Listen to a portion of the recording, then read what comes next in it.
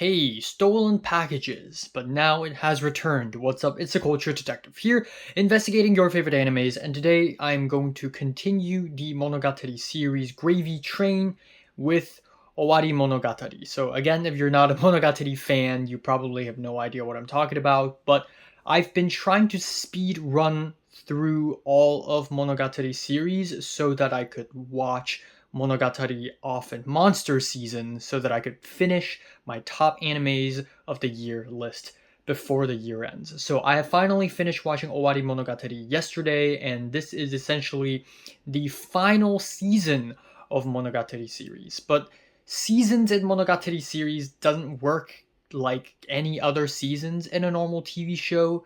In the Monogatari series, every season is actually multiple seasons because, of course. So season 1 is Bakemonogatari, Nisemonogatari, Kizumonogatari Trilogy, and Nekomonogatari Black. Yes. Or was it white? No, black. And then the Monogatari second season is conveniently called Monogatari second season, which I absolutely loved and I thought is one of the most interesting, insightful, and thought-provoking animes I've ever encountered. And that also Hana Monogatari, which was kind of an outlier.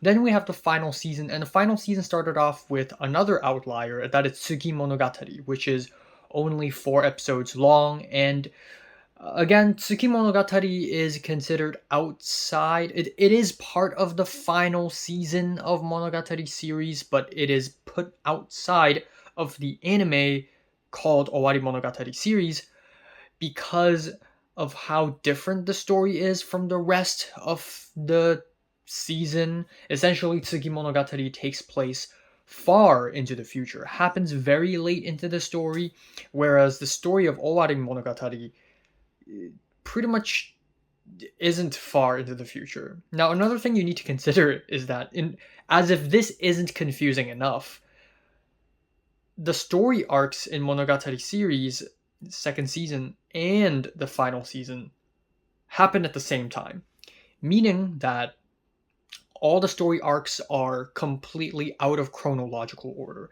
The first arc in Monogatari second season could happen after another arc in another season. Like, it's all the arcs are jumbled up together, and Nishio Ishin and the good people at Studio Shaft really rely on us, the viewers, to connect the dots together and try to figure out what happened first and then what happened later, which is basically what I'm doing all the time when I'm watching Owari Monogatari series. Like Owari Monogatari, which, by the way, Owari is end, Monogatari is story, end story. And so, yeah, watching this anime is a lot of mental gymnastics. It's a lot of thinking and trying to figure things out. And then on top of that, the story itself is also getting more and more confusing, but in a good way, which I will explain a little bit later. Now, what you can basically simplify is that there is the second season and there's a final season. And I realize that the second season and the final season are extremely different visually, stylistically, and musically as well. Now, as I've already mentioned in my Tsuki Monogatari review, this is going to be very different from second season because second season is way more wordy, psychological, and way more serious. Meanwhile, this one, the final season, is very playful and very high energy. And I think part of it is due to the music of Haneoka Kei. Again, I keep mentioning this, but my favorite anime composer, Kosaki Satoru, has stopped composing music for the Monogatari series, which is sad. And his successor is Haneoka Kei. And even though I wasn't a big fan of his music at first, but the more I listen to it, the more it's starting to grow on me. On this anime, on the final season, he used a lot of hip-hop beats. His music is way more electronic heavy, and he also rehashes older songs from Kosaki Satoru and then remix them into new, jumpy, high energy hip hop kind of soundtracks. And honestly, it sounds great because this is a huge departure from Kosaki Satoru's style, and it also fits the vibe of Owarimonogatari, which is so much more action-packed and energetic. So in some ways, second season is all psychological thrillers, and Owarimonogatari, which is the final season, is mostly mystery and action. So that's an interesting dichotomy. Now, there are 3 arcs in the first season of Owarimonogatari. Yes, so there is a second season. There's also a third season, which is called Zoku Owarimonogatari instead of season 3. So, anyways, this is season 1. Now, we have the first episode, Ougi Formula, and this episode is 48 minutes long, so it's actually 2 episodes. And we also have what is, I believe, the worst OP in the Monogatari series so far. It's this very overblown, overproduced electro pop song with like dubstep underneath. So I'm not a big fan, but I do really like that the OP gets recycled into like a piano ballad a little bit later into the anime. But essentially, the first episode, Ougi Formula, is about Oshino Ougi, this mysterious, creepy girl who showed up out of nowhere in the middle of the second season. And because Ougi Formula happened way earlier, so this is the actual chronological first appearance of Ougi. And we are essentially stuck in a classroom with Araragi and Ougi, trying to solve a mystery about who cheated on a math test many years ago. It's not very exciting, and it's not that interesting. Unfortunately, I wasn't that hooked. It's because the entire episode is just like deducing and solving mystery. It is kind of fun, but it's also not the most intriguing way to open off a story, in my opinion. But what makes it important that Ougi Formula opens Owarimonogatari is that by solving the mystery that is who cheated on a math test, we open a can of worms that had led to Sodachi, and then that had led to other things. So it is an opening a can of worms kind of moment. And another thing I can say is that the animation of the classroom that they're stuck in is very colorful and interesting. Every 5 minutes or so, the color scheme and the design of the classroom drastically changes, and visually, it's still like one of the most beautiful and visually arresting things I've ever seen. Now, we have the second and third arc, which I think is the same arc because they're both about Sodachi, Oikura Sodachi, which is this gray-haired girl with twin tails. But like each tail sort of segments into 2 more, so it's 4 tails. And she's played by Inoue Marina, who also plays Armin in Attack on Titan. And this happens immediately after Ougi Formula, because again, Ougi Formula is a story about solving a mystery of who cheated on a math test, and the person who started this investigation is math lover, also extremely serious and angry girl, Oikura Sodachi. And so this happens way earlier. This story arc happens way earlier, and this happens before Nadeko Medusa. So, first of all, the OP Mathemagics, masterpiece. This is a masterpiece in its own right. Not only because the song is really catchy yet dramatic, and Inoue Marina is so great at sounding like she's on an emotional breakdown constantly, but also the mirrored images, the 2-way, 4-way mirrored images, the play with the color scheme is all so absolutely fantastic. I just cannot skip the OP. Every time I watch these, I just have to watch it all the way through. This is one of my favorite anime OPs of all times, and I love the allusions to math. And yeah, there are other anime OPs that sort of try the same thing, like Vinland Saga Season 2 with the mirrored images and all that, but Mathemagics is the OG. It's just a masterpiece. Another thing is, this is way more action-packed than I thought it would be. And Senjo Gahara saw Oikura, who, I'm not going to spoil it, but they had a brief fight scene, And it was so well directed and so ridiculous and cartoony, yet so serious. It was amazing. And then that is followed with weird math games and puzzles, and Araragi and Ougi exploring an abandoned mansion, which included a lot of interesting visuals. And then we have the character of Ougi becoming more and more suspicious. Why does she know everything? Why does Ougi know everything? And every time Ougi shows up, she's like smug. She's like, ooh, I know that. Actually, this and that happened. So would you think it's like this and that? Or would you think it's like she's so passive aggressive all the time? And it's become so suspicious that Hanekawa Tsubasa, literally the nicest character in the show, started beefing with her. And seeing Hanekawa being sassy and mean awakens something. I feel like we almost had forgotten how insane Hanekawa is as well as a character. Sure, Hanekawa has gone through multiple transformations since the beginning of the story, but Hanekawa Tsubasa is still the crazy cat girl. And so seeing Hanekawa being mean and sassy made me go, oh my god, such a good character, such an entertaining character. I almost had forgotten how complex her character is. And then we have an episode where Sodachi basically reveals her entire backstory, which is insanely dark. It's about domestic abuse. And also Inoue Marina gives basically the best performance I've ever heard her.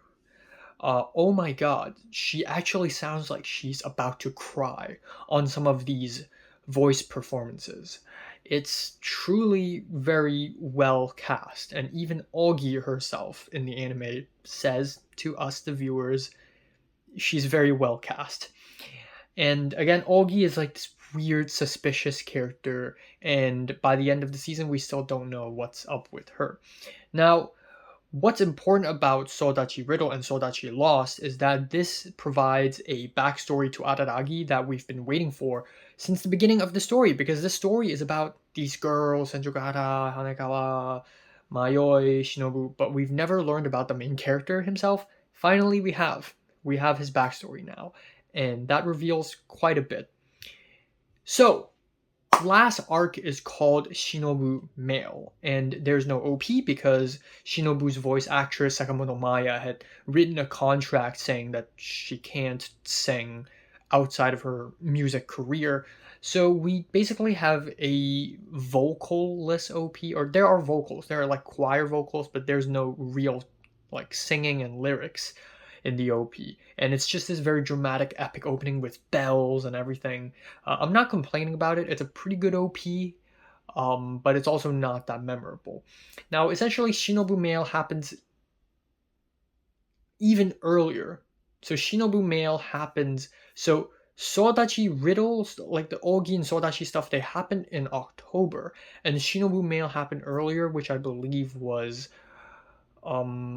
late August to early September.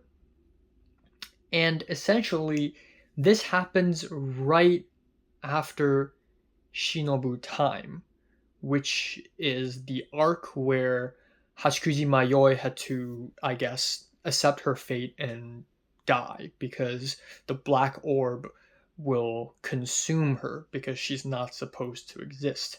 She's done being a ghost. So that was a really like emotional and sad ending, and then that leads to Shinobu Mail, where Shinobu is sort of untethered with Araragi.